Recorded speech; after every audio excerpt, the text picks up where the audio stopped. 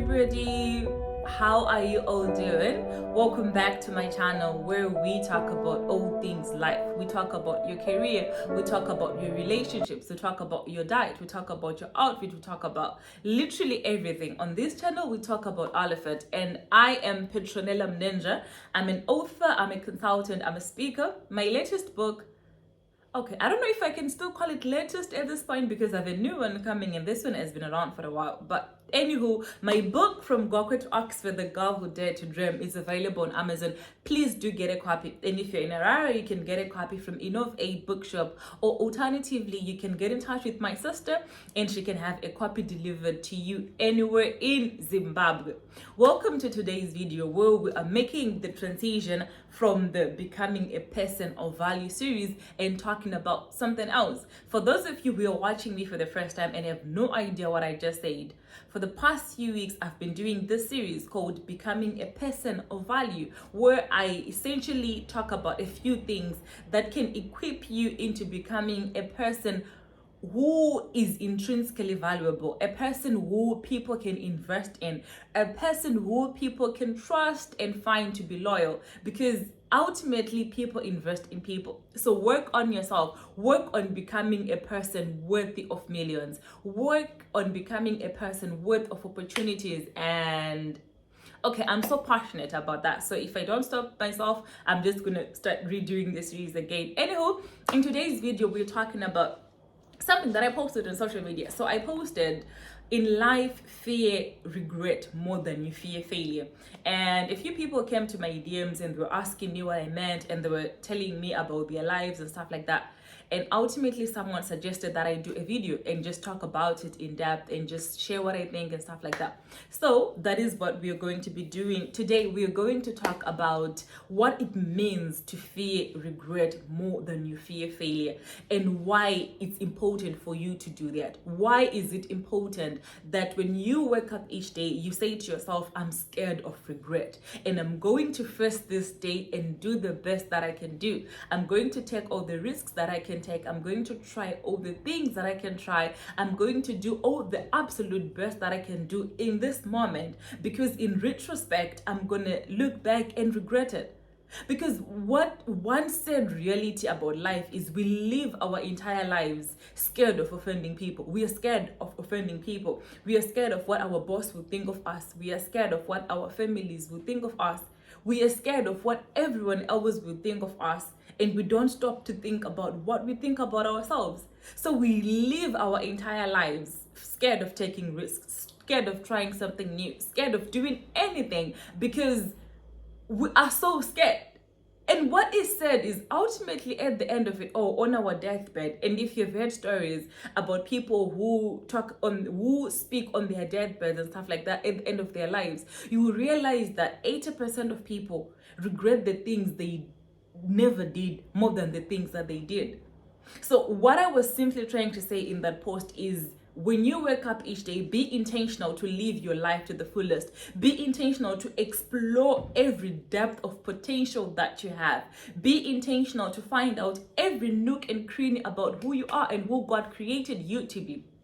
Because here's the thing, if you don't give yourself permission to do all of those things, at the end of it, you will be filled with regret, you will be filled with some type of ugly emotions that you have no business getting involved in. Okay, so in this video, I'm going to tell you 4 things that you should think about. 4 things that are a take home for you. What does it mean? Okay. So the first thing that I want you to think about, the first thing that I want you to pay attention to is that you can remedy failure, but rarely are you able to remedy regret. What that means is, if you fail at something and you address it in the moment, chances of you getting it right are high than it is for you to try and solve regret. Because usually with regret doesn't creep up that day. Do you know, when you're doing something that you know you shouldn't be doing, or when you're making a decision that you know you have no business making, in the moment it feels good because you're silencing your conscience, you convincing yourself that it's the right thing, you're silencing every other voice in your head that disagrees with you. In that moment, you are so convinced and you're convincing yourself and everyone else that it's the right thing. And once you've made the wrong decisions, very few people have the guts to turn back and say, this is wrong, I'm stopping this and starting again. Most people just go along with it. Most people just go with the flow. And what happens is you only then start feeling the effects of your decisions 10 years from now, 20 years from now. And if it's an opportunity that you missed at school, most probably you can't go back now. If it's a relationship that you messed up at, most probably that person is married and with someone else. If it's a business opportunity, maybe the market for that has passed. So when I say chances of you fixing failure are high than regret, what I mean is you can remedy failure, you can remedy the effects of failure in the moment. So for instance, right now, if I launch a product and I try to sell it and nothing is sold, nothing works out, nothing happens, it's just nothing. If I wake up tomorrow and say to myself, okay, Petty, where did we go wrong? Was it the marketing? Was it the sales? Was it the packaging? Was it the branding? Where did we go wrong? If I get back into fix mode, into brainstorming mode, and I hire new consultants and I talk to people and I fix it, even if I failed yesterday, if I'm going to try again today with new strategies and new approaches, chances of me figuring it out are high than if I just say to myself, okay, this didn't work, I'm not gonna try it again, I'm giving up.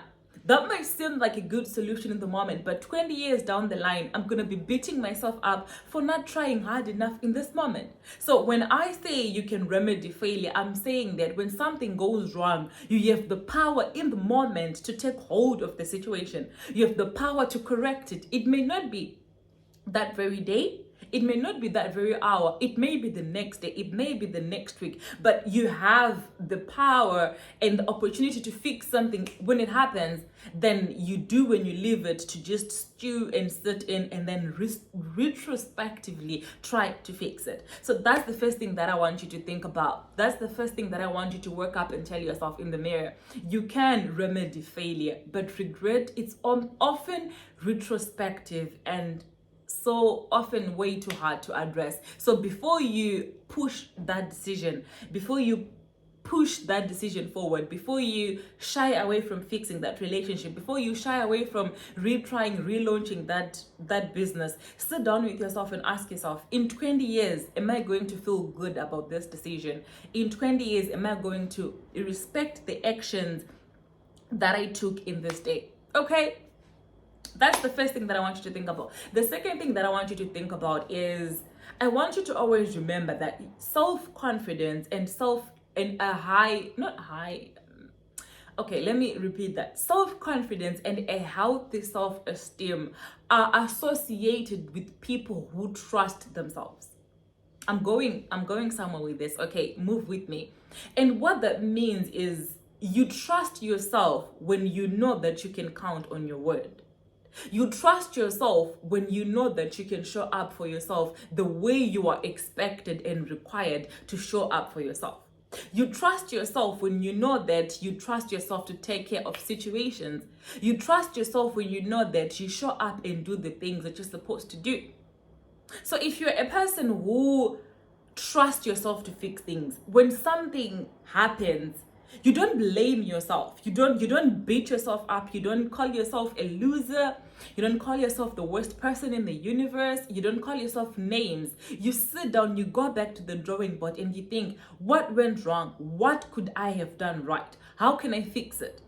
And the moment you start having those conversations with yourself, the moment you come up with solutions, and the moment you fix solutions, fix problems, try again, the moment your confidence and your self-esteem increases and grows. So, which is why I personally believe that there is a correlation between discipline and confidence and self-esteem.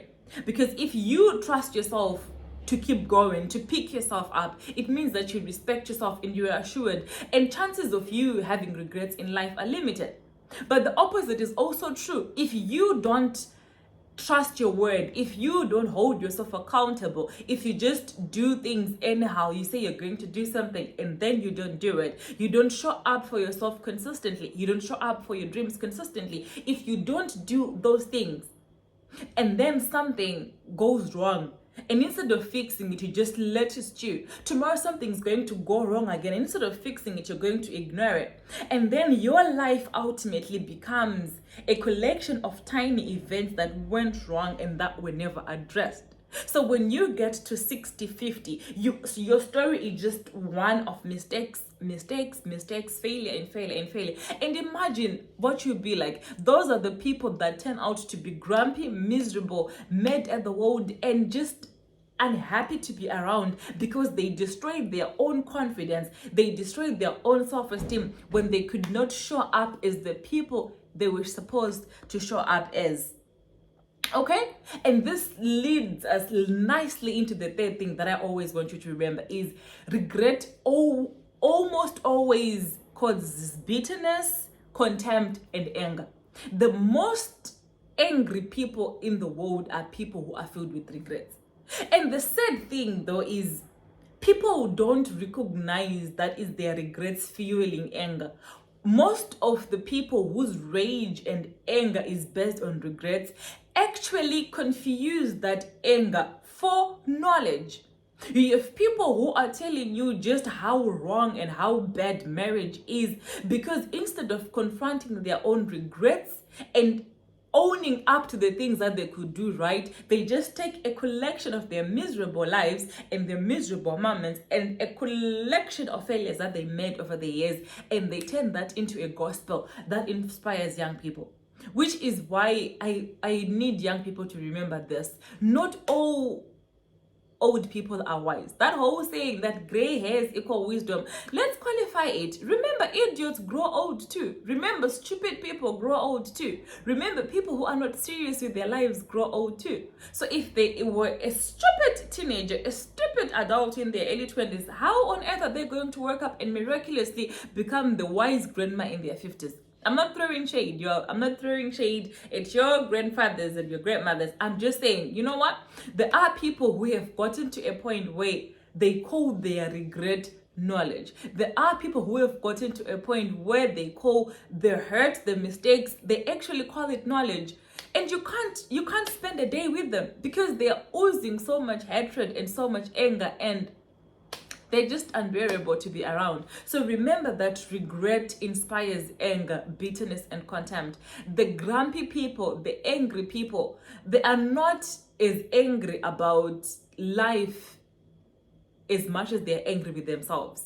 That rage, that anger is a manifestation of exactly what they feel about themselves. They know they could have tried harder. They know they should have done more, but they didn't. So for you to avoid that trap of resentment, that trap of anger, that trap of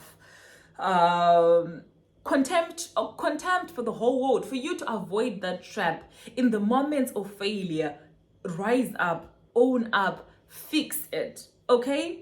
Fix it. And that way, when you fix it and it works, good for you. When it fixes it and it doesn't work, good for you, because you can always look back and say, I tried my best.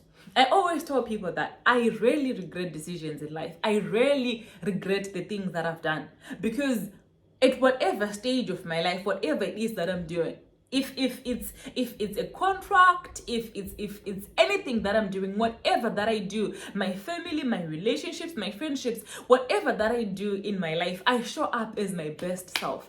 I give people the best that I can give. I give you my all. I try my level best. I do all that I can do.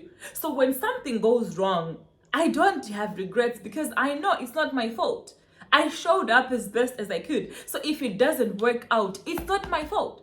And because I know that it's not my fault, I hold my head up high. I move on. I try new things. I move on with grace, with class, with confidence, because I showed up as my best self. So when you show up, when you address failure head on, you immunize yourself from regrets. And this takes us nicely to the last thing, y'all.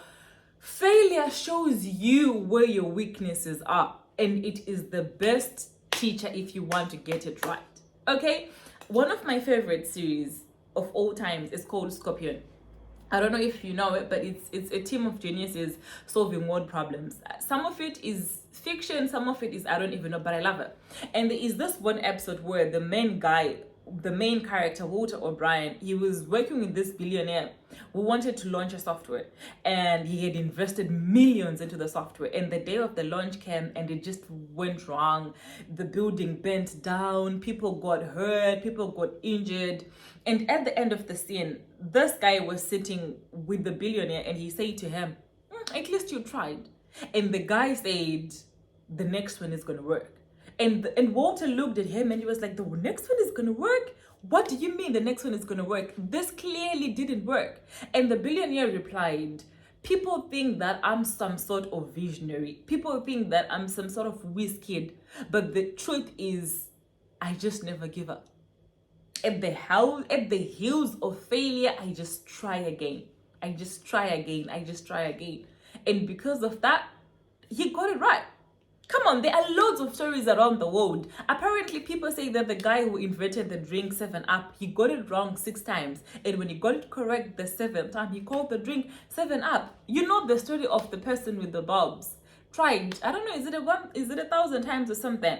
So it's consistently throughout history, people have failed at something, and instead of going home, instead of giving up, instead of just throwing away the towel, they kept trying.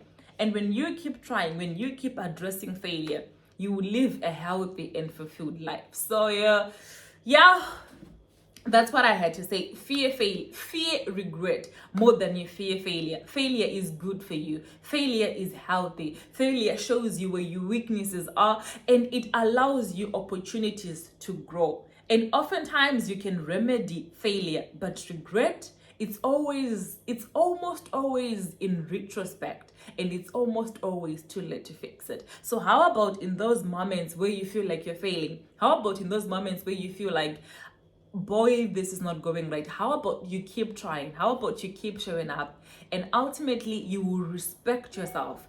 Ultimately, you will work on your confidence, you will work on your self-esteem, and you become a person that you respect. And in years to come, you will be a radiant person filled with stories of triumph, of hope, and not some bitter, grumpy old person just angry at the world. So that's it from me today, guys. Remember, fear regret more than you fear failure. Failure, you can almost always remedy. Regret, not so much.